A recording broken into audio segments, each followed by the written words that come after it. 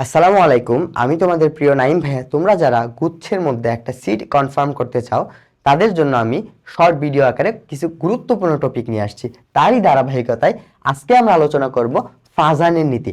ফাজানের নীতি কিন্তু গুচ্ছের জন্য খুবই ইম্পর্টেন্ট। এখন ফাজানের নীতি থেকে অনেক ধরনের প্রশ্ন হতে পারে, গলনাঙ্ক রিলেটেড, স্ফুটনাঙ্ক রিলেটেড, তারপর পোলার আয়ন রিলেটেড, তারপর যে কে আয়নিক হবে, কে সমযোজী হবে, এই রিলেটেড প্রশ্ন হইতে পারে। চলো একটা প্রশ্ন আমরা দেখি। বলছে নিচের কোন যৌগটি সর্বোচ্চ পোলারায়ন ঘটবে। এখন পোলারায়ন ঘটবে জিনিসটা কি, পোলারায়ন জিনিসটা কি সেটা বুঝতে হবে। পোলারায়ন হচ্ছে ক্যাটায়ন কর্তৃক অ্যানায়নের আকার বিকৃত করার যে প্রবণতা, মানে একটা ক্যাটায়ন দ্বারা অ্যানায়নের আকারকে কি করে ফেলা, বিকৃত করে ফেলা, এটাকে বলা হয় পোলারায়ন। এখন এটা কার বেশি হবে সেটা ডিপেন্ড করতেছে ফাজানের রোলের উপর।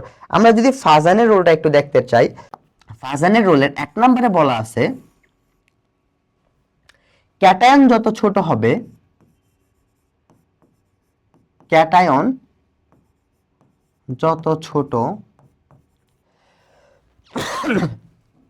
এবং অ্যানায়ন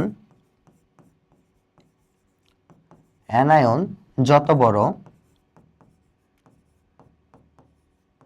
ক্যাটায়ন যত ছোট হবে, অ্যানায়ন যত বড় হবে, সেই যৌগের বা তার পোলারায়ন কি হবে, বেশি হবে। পোলারায়ন কি হবে, বেশি হবে। আর যত বেশি পোলারায়ন হবে সে যৌগটা তত বেশি কি হবে, তত বেশি সমযোজী হবে। সমযোজী হবে। আর যত বেশি সমযোজী হবে তার গলনাঙ্ক এবং স্ফুটনাঙ্ক কমে যাবে। অর্থাৎ melting point and boiling point কি হয়ে যাবে, ডিক্রিজ হয়ে যাবে। বুঝাইতে পারলাম? তাহলে ক্যাটায়ন যত ছোট হবে, অ্যানায়ন যত বড় হবে, তার পোলারায়ন তত বেশি হবে এবং তার বয়েলিং পয়েন্ট, মেল্টিং পয়েন্ট কমে যাবে, তার সমযোজী ক্যারেক্টার বাড়তে থাকবে। ক্লিয়ার? চলো একটা এক্সাম্পল দেখি আমরা। ধরো আমি এখানে নিলাম lithium chloride, sodium chloride, potassium chloride. Okay, 3টা যৌগ নিলাম। 3টার মধ্যে অ্যানায়ন আমার সেম, ক্লোরিন। অ্যানায়ন নিয়ে আমার কথাবার্তা নাই, কথা হচ্ছে ক্যাটায়ন গুলো নিয়ে। এখানে ক্যাটায়নকে lithium plus, sodium plus, potassium plus. তাহলে ক্যাটায়ন যত ছোট হবে, এই 3টা ক্যাটায়নের মধ্যে সবচেয়ে ছোটকে, একই গ্রুপের যত নিচে যাবা মানে তার আকার বাড়বে, যত উপরে যাবা তার আকার কমবে। সবচেয়ে ছোট লিথিয়াম, যেহেতু লিথিয়াম সবচেয়ে ছোট, লিথিয়ামের মধ্যে বা লিথিয়াম ক্লোরাইডের মধ্যে কি হবে, পোলারায়ন সবচেয়ে বেশি হবে, সবচেয়ে বেশি সমযোজী হবে, তার গলনাঙ্ক এবং স্ফুটনাঙ্ক কম হবে। তাহলে আমি যদি সমযোজী ধর্মের সিরিজ লিখতে চাই, সমযোজী ধর্ম দেখাইতে চাই, সেটা আমার কি হয়ে যাবে বলতো, সবচেয়ে বেশি সমযোজী হয়ে যাবে লিথিয়াম ক্লোরাইড, পরে সোডিয়াম ক্লোরাইড, পরে হচ্ছে পটাশিয়াম ক্লোরাইড। আচ্ছা এবার আসো, তাহলে সমযোজীর ক্যারেক্টারটা কিরকম হবে, লিথিয়াম ক্লোরাইডের সবচেয়ে বেশি হবে, সোডিয়াম ক্লোরাইডের তারপর হচ্ছে পটাশিয়াম ক্লোরাইডের। আর যদি উল্টা বলি, আয়নিক ক্যারেক্টার কার বেশি হবে, পটাশিয়াম ক্লোরাইডের। তাহলে আশা করি ফাজানের এই 1 নাম্বার রুলসটা বুঝছো। এবার আসো ফাজানের 2 নাম্বার রুলসে কি বলছিল।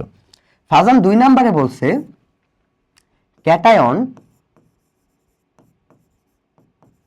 এবং অ্যানায়ন, ক্যাটায়ন এবং অ্যানায়নের চার্জ যত বেশি হবে, চার্জ যত বেশি হবে, সেই যৌগের পোলারায়ন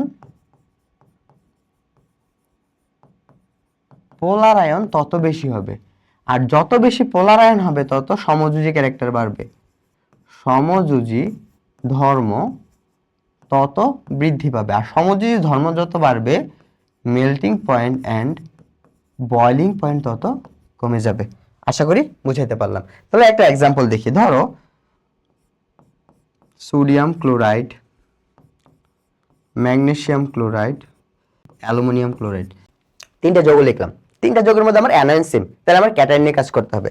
তাহলে এখানে ক্যাটায়ন কে বলতো, sodium plus, magnesium 2 plus, aluminium 3 plus, তাই তো?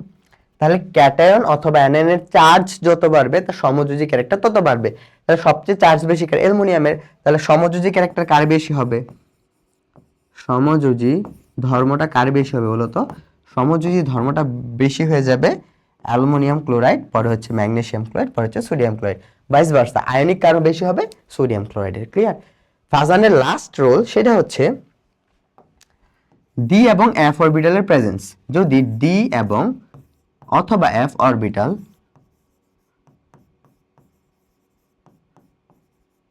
টালের উপস্থিতি থাকে তখন কি হবে? পোলার আয়ন বেশি হবে। পোলার আয়ন বেশি হবে। আর পোলার আয়ন যত বেশি হবে সমযোজী ধর্ম বেশি হবে। আর সমযোজী ধর্ম যত বেশি হবে melting point and boiling point তত কমে যাবে। ক্লিয়ার? এই কমে যাবে লিখছি না? হ্যাঁ, ঠিক আছে। চলো এক্সাম্পল দেখি। ধরো অ্যালুমিনিয়াম ক্লোরাইড আর হচ্ছে ফেরিক ক্লোরাইড। এখানে ক্লোরিন সেম, অ্যালুমিনিয়াম 3 চার্জ, আয়রনও 3 চার্জ, দুইটাই কি চার্জ সেম, তাই তো? তাহলে অ্যালুমিনিয়ামের পারমাণবিক সংখ্যা কত বলো? 13। এখানে যদি ইলেকট্রন কনফিগারেশন করো পি অরবিটালের মধ্যে শেষ, ডি অরবিটালের প্রয়োজন নাই। কিন্তু আয়রনের ইলেকট্রন কনফিগারেশন করো ডি অরবিটালের প্রয়োজন আছে। সো ডি অরবিটালে যদি উপস্থিতি থাকে সেটা কি হবে? পোলার আয়ন বেশি হবে। তাহলে আমার সমযোজী ধর্ম কার বেশি হবে বা পোলার আয়ন কার বেশি হবে? ফেরিক ক্লোরাইডের rather than aluminium chloride. Clear? এই হচ্ছে আমার ফাজানের রুলস। এখন যদি আমরা প্রশ্নটার মধ্যে যাই একদম চটপট আনসার দিয়ে ফেলতে পারবো। নিচের কোনটির পোলার আয়ন বেশি? দেখো এখানে সোডিয়াম প্লাস একটা চার্জ, লিথিয়ামের একটা চার্জ, বেরিলিয়াম কত 2 চার্জ, ম্যাগনেসিয়াম কি 2 চার্জ। তাহলে এই দুইটা আমার প্রথমেই বাদ, কারণ চার্জ দুইটার বেশি আছে। এখানে আছে ম্যাগনেসিয়াম ক্লোরাইড আর কি আছে? Beryllium chloride. মানে কি ক্যাটায়ন গুলো কে? Beryllium 2 plus, magnesium 2 plus. তাহলে ক্যাটায়ন দুইটার আকার ছোট কার? বেরিলিয়ামের, কারণ একই গ্রুপের উপর থেকে নিচে গেলে আকার বৃদ্ধি পায়। তাহলে আকার ছোট বেরিলিয়ামের, তাহলে বেরিলিয়াম ক্লোরাইডের কি হবে?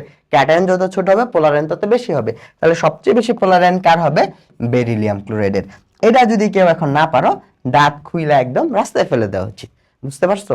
তাহলে এই প্রশ্নটা আশা করি একদম ক্লিয়ারলি বুঝতে পারছো। তাহলে তোমাদের ফাজানের রোল যদি ভালো করে মনে থাকে বা আয়ত্তে রাখতে পারো এই রিলেটেড সব প্রশ্নের উত্তর দিতে পারবে। চলো আমরা আরেকটা প্রশ্ন করি।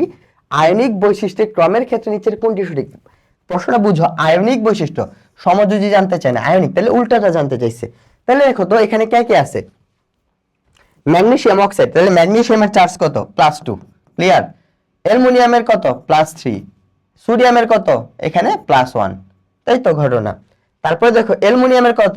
+3, সোডিয়ামের কত? +1, ম্যাগনেসিয়ামের +2। তাহলে এটা হবে না, সিকোয়েন্স মিলে নাই, এটাও সিকোয়েন্স মিলে নাই। এখানে দেখো +1 +2 +3, দেখছো? এই যে উত্তর এটা। আয়নিক কি হবে? সোডিয়াম, ম্যাগনেসিয়াম, পরে অ্যালুমিনিয়াম। ক্লিয়ার? উত্তর হবে আমার এটা সি। তুমি যদি ফাজানের রোল পারো এই সকল প্রশ্নের উত্তর তুমি ইজিলি সঠিকভাবে দিতে পারবা। তাহলে সকলেই ভালো থাকো। আজকের ভিডিওটা এই পর্যন্তই। আসসালামু আলাইকুম।